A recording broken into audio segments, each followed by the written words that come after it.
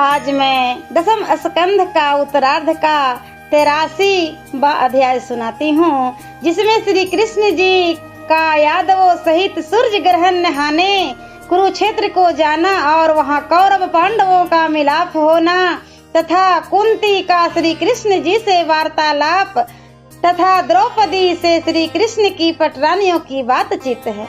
श्री सुखदेव जी बोले, हे राजा परीक्षित, अब मैं प्रभु के कुरुक्षेत्र जाने की कथा कहता हूँ, तुम ध्यान देकर सुनो। कैसे द्वारिका से सब यदुवंशियों को साथ ले श्री कृष्ण चंद्र और बलराम जी सूर्य ग्रहण नहाने कुरुक्षेत्र को गए। तब महाराज परीक्षित बोले, हे मुनीश्वर, आप कहिए, मैं मन देकर सुनता हूँ। फिर श्री सुखदेव जी कहने लगे, हे महाराज, एक समय सूर्य ग्रहण का समाचार पाकर श्री कृष्ण चंद्र और बलराम जी ने राजा उग्रसेन के पास जाकर कहा, महाराज, बहुत दिन बाद सूर्य ग्रहण आया है, जो इस अवसर पर कुरुक्षेत्र में चलकर स्नान करे तो बड़ा पुण्य होगा, क्योंकि शास्त्र में लिखा है कि कुरुक्षेत्र में दान पुण्य करने से 1000 गुना फल होता है। इतनी बात सुनते ही यदुवंशियों ने श्री कृष्ण जी से पूछा, महाराज, कुरुक्षेत्र ऐसा तीर्थ कैसे हुआ, सो कृपया कर हमें समझा कर कहिए। श्री कृष्ण जी बोले, सुनो, यमदग्नि ऋषि बड़े दानी और ज्ञानी, तपस्वी और तेजस्वी थे। उनके 3 पुत्र हुए, उनमें सब में बड़े परशुराम थे, जो वैराग्य लेकर घर छोड़ त्रिकूट पर्वत पर चले गए। वहाँ शिव जी की बड़ी तपस्या किए। इधर लड़कों के होते ही यमदग्नि ऋषि गृहस्थ आश्रम छोड़ वैराग्य धारण कर स्त्री सहित वन में जाकर तप करने लगे। उनकी स्त्री का नाम रेणुका था। एक दिन रेणुका अपनी बहन को न्योता देने गई तो राजा सहस्त्र अर्जुन की रानी रेणुका की बहन हंसकर बोली, बहन, तुम हमको हमारी सेना सहित जिमा सको तो न्योता दो, नहीं तो ना दो। हे महाराज, यह बात सुन रेणुका अपना सा मुंह ले चुपचाप वहां से उठकर अपने घर गई। तब उसे उदास देखकर यमदग्नि ऋषि ने पूछा, आज क्या है जो तू अनमनी हो रही है? हे महाराज, तब रेणुका सब बात ज्यों की त्यों कह सुनाई। उसने सुनते ही यमदग्नि ऋषि ने स्त्री से कहा, अच्छा, तू जाकर अभी अपनी बहन को कटक समेत न्योता दे आओ। तब पति की आज्ञा पा रेणुका अपनी बहन के घर जा उसे न्योत आई। उसकी बहन ने अपने स्वामी से कहा, कल तुम्हें और हमारी सारी सेना सहित यमदग्नि ऋषि के यहाँ भोजन करने जाना है। स्त्री की बात सुन अच्छा कह वह हंसकर चुप हो रहा। प्रातः काल होते ही यमदग्नि उठ राजा इंद्र के पास गए, कामधेनु मांग लाए, फिर जाकर सहस्त्र अर्जुन को बुला लाए।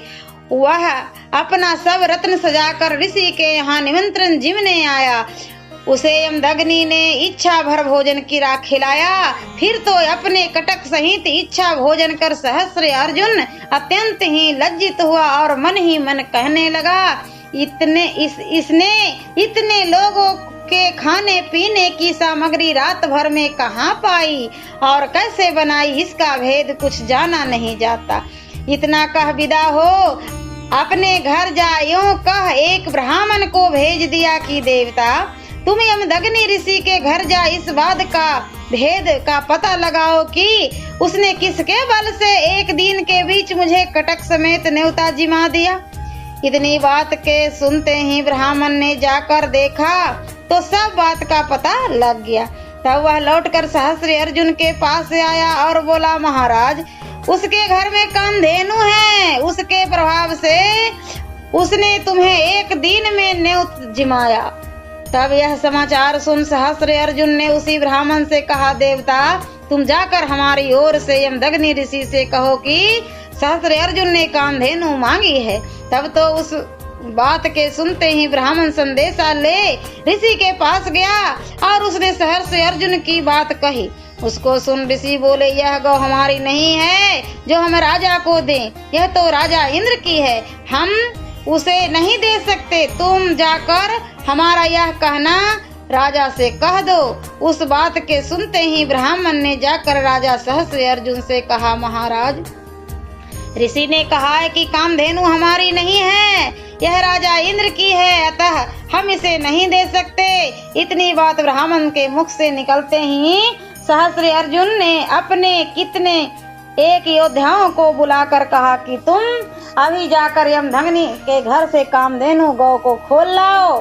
तब स्वामी की आज्ञा पाकर सब योद्धा ऋषि के स्थान पर गए, जो कामधेनु को खोलकर यमदग्नि के आश्रम से चले तो ऋषि ने दौड़कर मार्ग में जा कामधेनु को रोका। यह समाचार पाकर सहस्त्र अर्जुन ने अत्यंत क्रोध कर वहां आ ऋषि का सिर काट डाला। कामधेनु भागकर इंद्र के यहाँ चली गई। रेणुका आकर अपने पति के पास खड़ी हो रोने लगी। तब उस समय रेणुका का बिलबिलाना और रोना सुनकर दसों दिशाओं के दिक्पाल कांप उठे। परशुराम जी का तप करते समय आसन डिगा और ध्यान टूट गया। तब ध्यान टूटते ही यह जानकर परशुराम जी अपना कुठार ले वहां आए, जहां पिता की लोथ पड़ी थी और माता रोती पीटती खड़ी थी। ऐसा देखते ही परशुराम जी को महाक्रोध हुआ। इतने ही में रेणुका ने पति के मारे जाने का सब वेद पुत्र को रो रो कर कह सुनाया। उसके सुनते ही परशुराम बोले, माता, पहले मैं इतने अपने पिता के बैरी को मार आऊं, तब आकर पिता को उठाऊंगा। इतना कह वह गए जहां सहस्त्र अर्जुन अपने सभा में बैठा था। तब उसे देखते ही परशुराम जी अत्यंत कुपित होकर बोले, अरे क्रूर कायर कुल द्रोही, तात मारी दुख दिनों मोही। ऐसा कहकर जब फरसा ले परशुराम जी महाकोप में आए, तब वह भी धनुष बाण ले इनके पास ही जा खड़ा हुआ। दोनों महाबली अत्यंत क्रुद्ध हो युद्ध करने लगे। निदान लड़ते लड़ते परशुराम जी ने 4 घड़ी के पश्चात सहस्त्र अर्जुन को मार गिराया। फिर उसकी सारी सेना परशुराम जी पर चढ़ आई।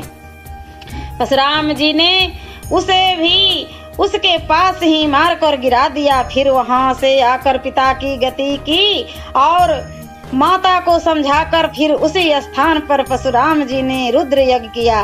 तभी से यह स्थान कुरुक्षेत्र के नाम से प्रसिद्ध हुआ। वहां जाकर जो कोई ग्रहण में दान, स्नान, तप यज्ञ करता है, उसे 1000 गुना फल होता है। इतनी कथा सुनाकर श्री सुखदेव जी बोले, हे महाराज परीक्षित, इस प्रसंग के सुनते ही यदुवंशियों ने प्रसन्न हो श्री कृष्ण चंद्र से कहा, महाराज शीघ्र कुरुक्षेत्र को चलिए, अब विलंब न करिए, क्योंकि पर्व के समय में वहां पहुंच जाना चाहिए। इस बात को सुनते ही श्री कृष्ण चंद्र और बलराम जी ने राजा उग्रसेन से पूछा, महाराज सब कोई कुरुक्षेत्र को चलेंगे तो यहाँ नगर की रखवाली कौन करेगा? राजा उग्रसेन ने कहा, यहाँ अनुरुद्ध जी को छोड़ दीजिए और चलिए। तब राजा की आज्ञा पाकर प्रभु ने अनुरुद्ध जी को बुलाया और समझाकर कहा, बेटा तुम यहाँ रहो, गौ ब्राह्मण की रक्षा करो और प्रजा को पालो।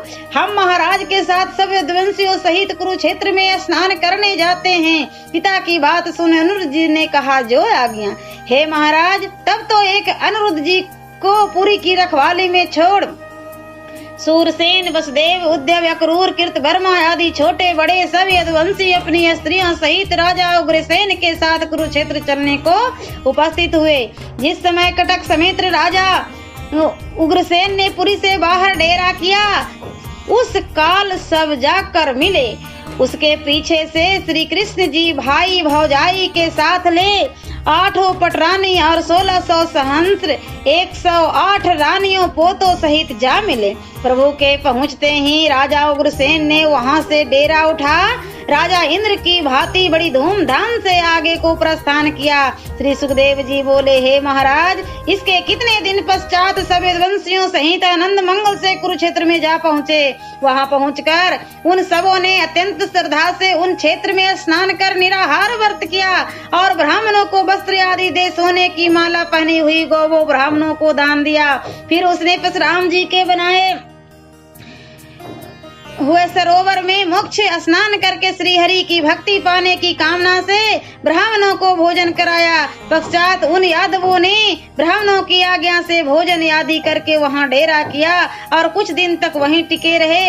हे परीक्षित, उन यादवों ने मत्स्य, उसी नर, कौशल, विदर्भ, कुरु, सृंजय, काम्बोज, केकय, भद्र, कुंती, अनर्त और केरल आदि देशों के राजाओं को तथा और भी शत्रु मित्र पक्ष के हजारों पुरुषों को देखा और नंद आदि गोपों को देखा, जिनको देखने की बहुत दिनों से लालसा थी।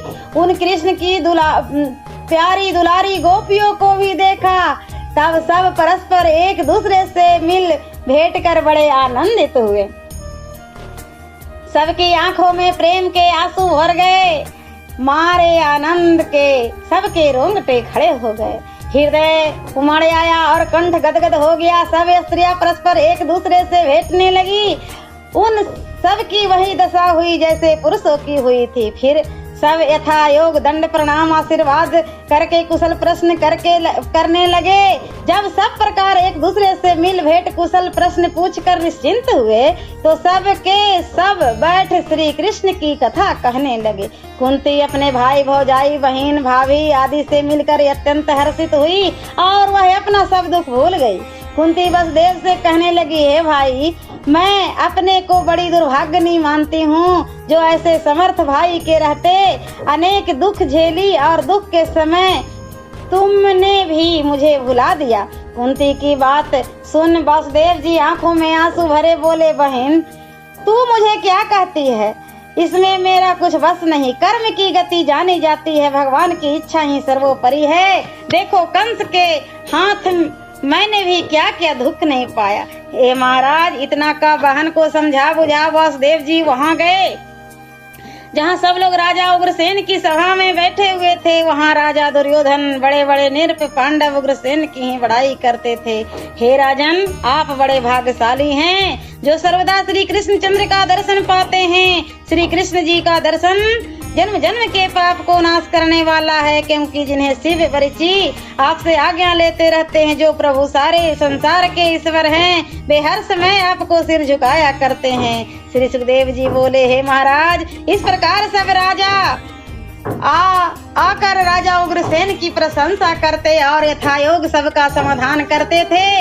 इतने में श्री कृष्ण और बलराम जी का आना सुर नंद उपनंद भी सा कुटुम्ब सब गोपी ग्वाल बाल समेत आ पहुँचे। स्नान दान से सूचित हो नंद वहाँ गए जहाँ पुत्र सहित वासुदेव विराजते थे। तब उन्हें देखते ही वासुदेव जी उठकर मिले और दोनों परस्पर प्रेम कर ऐसे सुख माने जैसे कोई गई वस्तु को पाकर सुख माने। इसके पश्चात वसुदेव जी ने नंदराय से वज्र की पिछली सब बात कह सुनाई, कैसे नंदराय जी ने श्री कृष्ण बलराम को पाला था। हे महाराज, इस बात के सुनते ही नंदराय जी नैनों से भीर भरकर बलदेव का मुख देख रहे थे। श्री कृष्ण बलदेव जी पहले नंद यशोदा का यथा योग्य दंडवत प्रणाम किया, फिर ग्वाल वालों से जाकर मिले। वहाँ गोपियों ने आकर भगवान श्री कृष्ण चंद्र का मुख देख कर अपने नेत्रों को बहुत सुख दिया और जीवन का फल पाया। श्री सुखदेव जी कहते हैं, महाराज, वासुदेव देव की रोहिणी श्री कृष्ण बलराम से मिले। जो कुछ प्रेम नंद उपनंद यशोदा गोपी गोप और ग्वाल वालों ने किया वह मुझसे कुछ कहा नहीं जाता और देखते ही बनता है।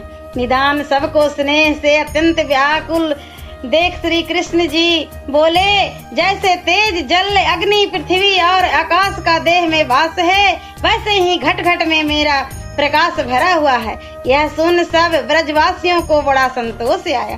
श्री सुखदेव जी बोले, हे राजा परीक्षित, उस समय गोपियां आपस में बात करने लगी। श्री कृष्ण ने कहा, हे सखियों, जैसे पवन घटा तिनका रुई और धूल को एक स्थान पर मिलाकर तुरंत ही इधर उधर दौड़ाकर छितरा देता है, उस समय दैव भी सबका संयोग वियोग करता है। जैसे घट आदि का मिट्टी ही कारण है, वैसे ही चारों प्रकार के शरीर का कारण पंच महाभूत है, आत्मा नहीं। आत्मा तो उसका भोगने वाला है, कारण भोग और भोगने वाला ये दोनों ही मुझसे दिखते हैं जो सत्य नहीं है। बस यही तुम सब तुम देखो और विचार करो हे परीक्षित। इस प्रकार श्याम सुंदर ने गोपियों को आत्म उपदेश देकर उनको सावधान किया, जिससे वे उसी का बारंबार ध्यान कर हरि का स्वरूप में मन लगा तन्मय हो गई। सब गोपियां कहने लगी, हे नाथ, आपके चरणों का ध्यान हम सब में सदैव बना रहे और घर के झगड़ों में फंसे रहने पर भी न भूले। सब गोपियों ने के ऐसे वचन सुनकर आनंद के धाम श्री कृष्ण जी उन्हें वचन दिया कि जो तुम चाहती हो वैसा ही होगा। इसके बाद धर्मराज आदि पांडवों से भेंट मुलाकात कर श्री कृष्ण जी ने सबका कुशल क्षेम पूछा। तब पांडव हर्षित हो कहने लगे, घमंड उत्पन्न करने वाली यह विद्या की नाशक आपकी अमृत कथा का जो कान रूपी अंजुलियों से पीते रहते हैं, उन्हें अमंगल का दर्शन नहीं होता। वे कभी भी आपत्तियों में नहीं पड़ सकते। इस प्रकार श्री कृष्ण की स्तुति एवं प्रशंसा करके पांडव बड़े प्रसन्न हुए। सबों ने सादर श्री कृष्ण को प्रणाम किया। इसके बाद यादवों कौरवों की स्त्रियां आपस में मिल भेंट कर कृष्ण जी का गुणगान बखान करने लगी। द्रौपदी ने श्री कृष्ण की 8 पटरानियों का संबोधन कर कहा, हे कृष्ण की भार्याओं, तुम सब यह बताओ कि भगवान कृष्ण जो अपनी माया से लोगों की नकल करने वाले कहे जाते हैं, अपने आप ही तुम सबों के साथ कैसे ब्याह कर लिए? रुक्मणी बोली, हे द्रौपदी, मेरा शिशुपाल के साथ ब्याह करने को जरासंध आदि राजा धनुष्वान हाथ में खड़े लिए हुए। तब वीर शिरोमणि विजयी श्री कृष्ण जैसे सिंह बकरियों के झुंड से कूद कर अपना भाग उठा लेता है, वैसे ही उन राजाओं में के झुंड में से अपना भाग मुझे उठा लाए। मैं उन्हीं की प्रतिदिन पूजा उपासना करती हूँ। सत्यभामा बोली, जब मेरे चाचा प्रसेन को किसी ने वन में मार डाला, तब मेरे पिता सत्राजित बड़े दुखी हुए। उन्हें वध का अपराध कृष्ण पर लगाया। उसके लगाए हुए अपराध से छूटने के लिए श्री हरि ने जामवंत से लड़ाई कर उनसे मणि ला कर दिए। झूठा कलंक लगने के डर से मेरे पिता ने मुझे श्री कृष्ण जी को सौंप दिया। जामवंती ने कहा, मेरे पिता जामवान ने यह जानकर कि अपने पुराने कुलदेव और प्रभु हरि के साथ 27 दिन तक बाहु युद्ध किया। फिर जब उन्हें मालूम हुआ कि जिनसे मैं लड़ रहा हूँ वे राम ही है, तब युद्ध बंद कर उनके चरण धोए, उन्हें प्रसन्न कर मणि सहित मुझे सौंप दिया। इस प्रकार श्री कृष्ण चंद्र की दासी हुई। कालिंदी ने कहा, श्री हरि ने यह जानकर कि मेरे लिए यह तपस्या कर रही है, अपने मित्र अर्जुन को मेरे पास भेजा। मेरी मनसा जानकर मेरा हाथ धर मुझसे अपने घर ले आए, अतः मैं इनके भवन में झाड़ू देने वाली इनकी दासी हूँ। इसके पश्चात द्रौपदी ने 16,808 रानियों से उनके आने का वृतांत पूछा, तो उन सब ने कहा, हे देवी, भौमासुर दिग्विजय करते समय हारे हुए राजाओं की हम बेटियों को लेकर बंधन में डाल दिया था। तब भगवान श्री कृष्ण चंद्र ने उस दुष्ट को रण में मारकर हम सबको मुक्त किया और पुनः हम जब सबकी इच्छा देखा तो हम सबों का हाथ पकड़कर अपनी दासी बनाया। ओम नमो भगवते वासुदेवाय नमः। और 10वें स्कंध का उत्तरार्ध का 84वां अध्याय मैं अगले वीडियो में सुनाती हूँ।